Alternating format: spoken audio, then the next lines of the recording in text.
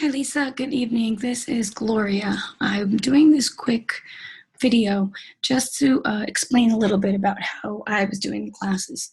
So I think you're already familiar with Zoom.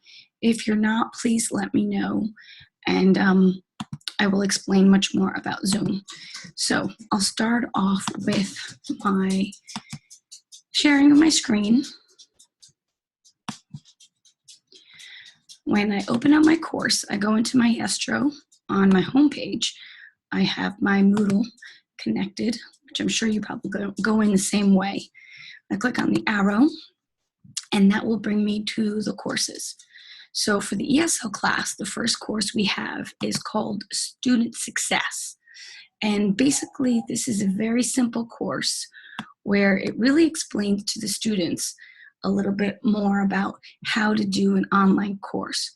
It gives them an introduction. It explains a checklist very briefly, the consent, the course syllabus. More importantly, and I've realized with these students, is this part. This is about teaching them how to do Skype, and basically more so how to just do a class online. The time zones, you can go through all this if you haven't already. And basically what I've done with this part is I've recorded 2 videos, one in English and one in Spanish. I'll send you the links to both. They're both on YouTube. So what you'll be able to do is just either send them, make your own video and then send them the 2 links. And this way they can go through the little area and explains how every area has to be read and checked off for them to complete this whole section. It explains how, instructional support is, if they have any problems, how we have to be very aware of our time zones. That's one of the biggest problems that I've been having, because people, I ask them to meet at a certain time and then I'm online, they're not, or vice versa. The other thing is the technical support, who to go to if they have any problems. Explains the Maestro system. Sorry about that. And then again, the Moodle. And another very important part, of course, which is the Dined, because they are going to be looking at that. And this part here is really important. They really need to learn how to install the Dined, because they will go through this part without realizing that the Dined goes hand in hand with the whole ESL instruction. So that was what I would call the quickest overview of student success that I've done, but I really would love to get online with you and we can, talk about it, go through it in more detail, and I can answer any of the questions that you have. This section, from what I was told by Andy, was meant to be it's meant for the student and the teacher to go through it together. But I've not been able to do this part with any of the students because of either the time zones, the difference, and the inability to really just match up online, which is why I recorded it and then saved it. And a lot of them have been able to do it. Once they do this part, then their job is they need to go into Dined.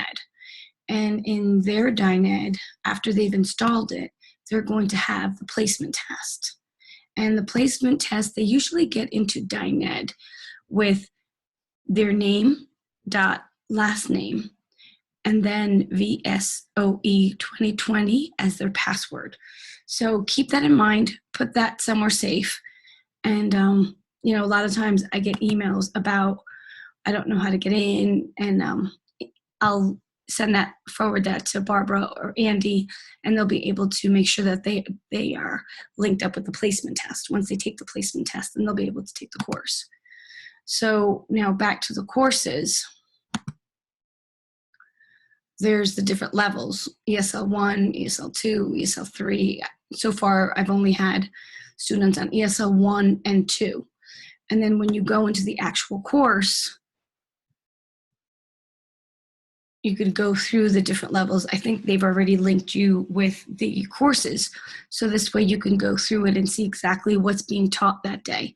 The way I've been working it is I allow the students to go in there and take a look at the different things that we're going to be discussing, and then have them also write a list of questions. This is extremely important. So after they've taken the placement test, they have to do the DynEd installation guide. And with the DynEd installation guide, that's going to give them their course, okay? So this is very, very important, okay? So it's student success first, the DynEd placement test next, then their course, and this DynEd installation guide, because the course goes along with the DynEd, this course itself here, and all of the different videos. I watch it with them. I ask them the questions. I have them answer. I pretty much take note of what they do know and what they don't know. Excuse me. So I'm going to stop here for today. I know that's a lot of information in a very short time, but I'll allow you to watch this video as much as you need, and please have a list of questions ready for me so I can, hopefully guide you through the process once you are officially ready to get started. I was told you were going to be starting on June 1st. Let me know if that date works for you. I know some of the students, I just got emails telling me that they were on vacation and they just got back, which is probably why I was unable to get in contact with them. And some of them are having technical difficulties. And there's another one that says she can only meet between 7:30 and 8:30 on Mountain Time Zone. So you might want to see if you can record something and then they could watch it. So once again, I hope this helps. Most importantly, I think the student success and then their course will, really be able to give you what you need in order to teach them. Thank you so much, and I will answer any questions that you have.